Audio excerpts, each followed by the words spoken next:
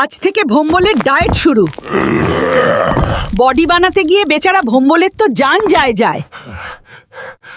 কিন্তু দাদি যে ওদিকে গরম গরম তেলের পিঠা বানাচ্ছে, সেই গন্ধে কি আর ডায়েট হয়?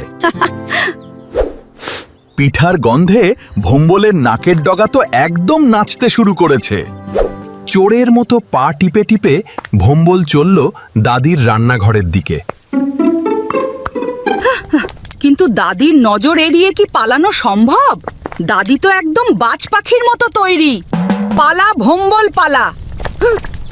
দাদির হাতের বাড়ি খেলে কিন্তু পিঠার স্বাদ ভুলে যাবি। নিজেকে খুব বুদ্ধিমান ভাবছে ভোম্বল, কিন্তু এই হাতি কি আর ছাগলের পেছনে লুকাতে পারে? আগে সব কাজ শেষ কর, তারপর পিঠা পাবি।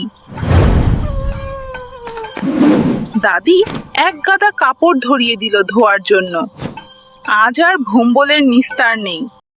গায়ের জোরে কাপড় কাচতে গিয়ে ভোম্বল তো সব ছিঁড়ে ফালি ফালি করে ফেললো।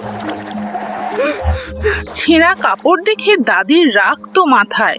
ভোম্বলকে আজ পুকুরেই গোসল করিয়ে ছাড়লো। রাগী হলেও দাদির মন তো নরম। নাতির কষ্ট দেখে দাদি তাড়াতাড়ি কম্বল নিয়ে এলো। সব শেষে দাদির আদরে পিঠা খাওয়ার মজাই আলাদা।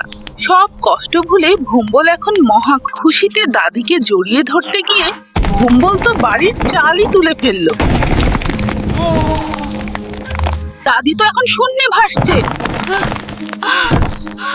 ভোম্বল, এটা কি করলি রে? আস্তে করে দাদিকে নামিয়ে দিল ভোম্বল।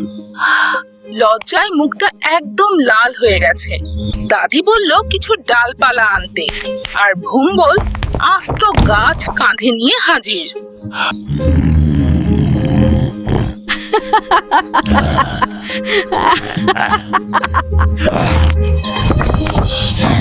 দিনের শেষে দাদির কোলেই তো ভোম্বলের সব শান্তি। কিন্তু ওই যে